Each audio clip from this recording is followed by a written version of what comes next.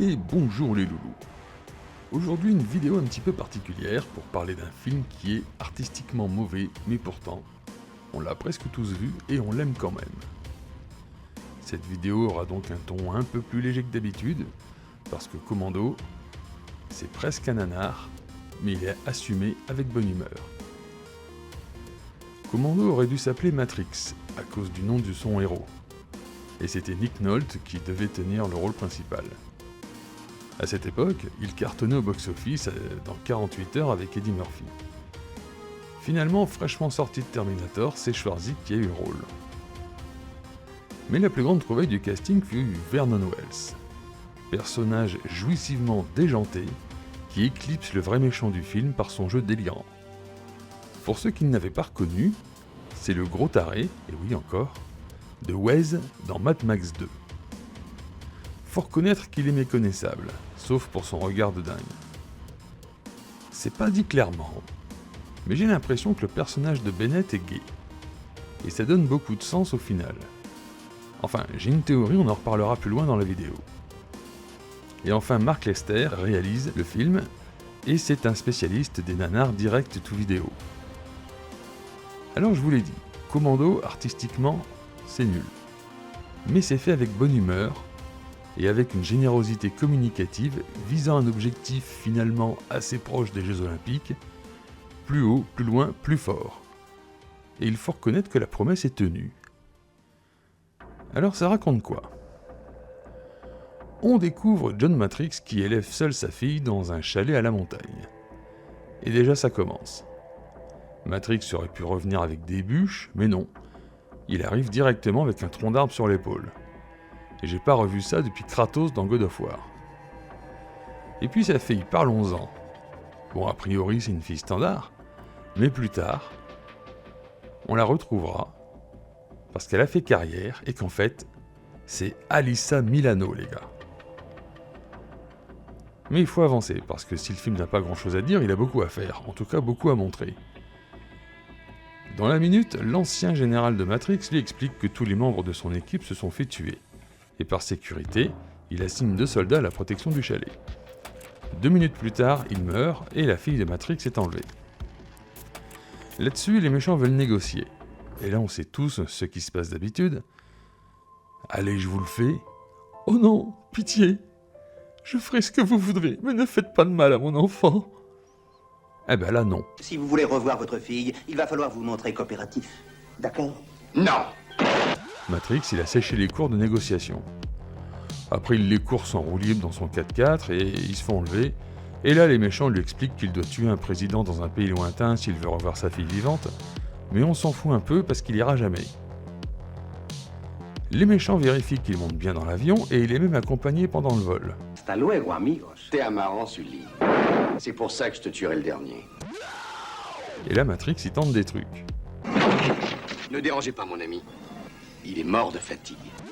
Un kill, une vanne. Et après, il saute de l'avion en vol pour atterrir dans les marais.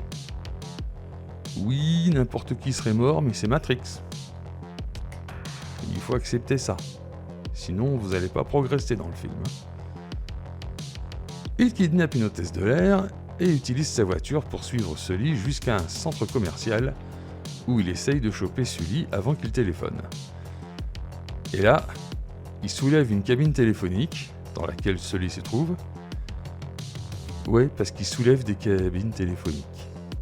C'est dans son champ de compétences. Ah, c'est sûr, c'est pas John Wick qui soulèvera une cabine téléphonique, hein. D'ailleurs, personne ne l'a refait depuis, hein. Bon, après, il joue à Tarzan, j'ai pas bien compris. Et ensuite, une poursuite s'engage. Et il déglingue la Porsche de Sully. Et hop. T'es promis de te tuer le dernier. C'est vrai, Matrix, c'est ce que tu as dit. Je t'ai menti. Une vanne, un kill. On est dans les fondamentaux. Et ensuite, il retourne une voiture. Et après un faux raccord magique qui répare la bagnole, il va aller interroger Cook. Et oui, c'est Mac de Predator. Mais au cours de la discussion, il est frappé de décès suivi de mort, ce qui le rend beaucoup moins bavard. Faut dire qu'une conversation avec Matrix, c'est quand même un truc très intense. Bon, arrive le moment où Matrix sait où sont les méchants. Mais avant, il doit passer à Decathlon pour s'équiper, sauf que c'est la nuit et le magasin est fermé. Alors il utilise une clé universelle jaune pour rentrer. Il remplit son caddie, tout naturellement, mais la police l'arrête. Heureusement, l'hôtesse de l'air essaye de l'aider, sauf qu'elle tient son lance-roquette à l'envers. Ah, les femmes. Bah oui, c'est un film des années 80, hein. Bref, elle arrive quand même à bazooker le fourgon au deuxième essai, et il vole un avion pour envahir l'île des méchants. Et c'est là qu'on comprend que tout ce qu'on a vu, c'était en mode délicatesse extrême. Et que maintenant, on va tailler dans le gras, si je puis dire. C'est là que ça va chier. Et on attendait tous ça depuis le début comme des chiens galeux. Et là, le body count augmente de façon exponentielle. Ça explose, ça meurt de partout, c'est un carnage. Mais on sent que Matrix, au bout d'un moment, a envie de faire une pause pour réaligner ses chakras. Alors il va faire un peu de jardinage. Vous ne verrez plus les tutos jardinage de la même manière désormais. Et vous réaliserez que l'endroit le plus dangereux de la maison, c'est la cabane à outils. Mais déjà, ça fait un moment que la testo ruisselle de vos yeux et vos oreilles et vous n'êtes plus très réceptif. Dans la foulée, il tue le grand méchant, mais on s'en tape. Parce que c'est Bennett qu'on veut voir. Et ce moment, il arrive. Et tout se recoupe. Bennett a un kiff total sur Matrix. Mais son désir étant mal articulé, il veut le tuer, mais c'est pas ça qu'il veut vraiment. Je pense qu'il est gay, qu'il ne le sait même pas. C'est pour ça qu'il est perturbé. Il faut donc l'aider à toucher l'arc-en-ciel. Ça vous semble bizarre? Ok, j'explique.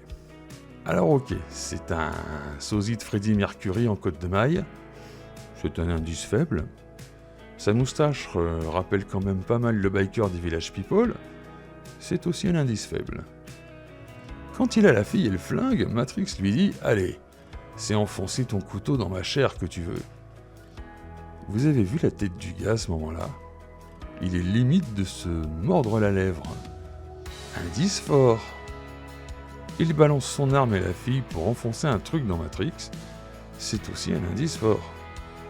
Et sa tête, non mais sa tête, on dirait qu'il est en pleine extase. C'est un indice fort. Surtout qu'au final, c'est Matrix torse nu, le corps huilé, qu'il le transperce avec son gros tuyau. Alors vous appelez ça comme vous voulez, mais moi je dis que c'est une allégorie gay. Bon, on plaisante, mais au final, que retenir de ce film? C'est un bon film en termes de divertissement, totalement décomplexé et suffisamment rythmé pour qu'on ne s'ennuie pas. On a parfaitement conscience que tout est bigger than life, plus gros que la vie, mais on l'accepte tranquillement et franchement c'est plaisant. Le film n'a pas l'ambition de nous délivrer un message. Ça se regarde comme un match de foot ou de catch, et ça fonctionne. Et puis c'est généreux en action. Il y a de la vanne, on accepte le contrat tacite qu'on aura du divertissement, mais que ça. Du coup, il n'est pas décevant. Il n'y a pas vraiment de tension dramatique, juste un défouloir décérébré qu'on n'a pas égalé depuis. Alors, est-ce un grand film? Non, faut pas exagérer. Est-ce un bon film? Oui. Principalement parce qu'il tient sa promesse et qu'il la tient jusqu'au bout. On obtient exactement ce qu'on attendait quand on le regarde. En cela, je le trouve beaucoup plus intéressant que beaucoup d'autres films qui nous promettent monts et merveilles et qui ensuite n'assument pas. Commando va jusqu'au bout de son délire et ça nous fait plaisir. Et regarder un film qui nous fait plaisir, c'est un bon film. Peu importe sa qualité. Voilà, c'est tout ce que je pouvais vous dire sur Commando. Je sais pas si ça va mériter un stream pour le jeudi, parce qu'il n'y a pas grand chose à en dire.